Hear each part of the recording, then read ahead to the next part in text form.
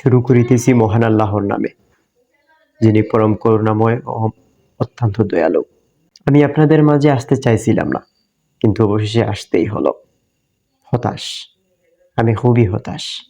আপনারা জানেন আমি বন্যা নিয়ে কাজ করি, তাই এই দুঃখের সময় আমি আপনাদের পাশে আছি। ভিডিওতে কিংবা সোশ্যাল মিডিয়ায় শুধুমাত্র ভিডিও আর পানিই দেখা যায়। বাস্তবে এসে দেখা যায় বন্যা কি জিনিস। মানুষের কষ্টের সাথে সহানুভূতি যদি দেখাতে না পারি, তাহলে আমি কেমন মানুষ? আপনারা আমাকে অনেকেই ভুল বুঝতেছেন। চলমান পরিস্থিতিতে আমি কিন্তু আপনাদের পক্ষেই ছিলাম।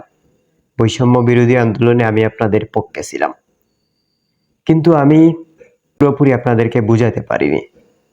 এজন্য আমি নিজেকে নির্দোষ দাবি করছি না, আমি অপরাধী।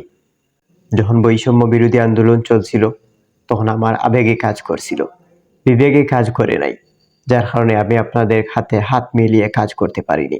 তাই আমি অনুরোধ করছি, আমাকে এই বিষয়ে ক্ষমা করে দিন।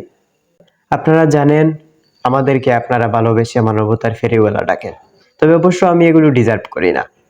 আমি আপনাদের পাশে আছি, পাশেই থাকতে চাই। আমাদেরকে ভালোবাসবেন, আর আমার বিকাশ নাম্বার তো আপনাদের জানাই আছে।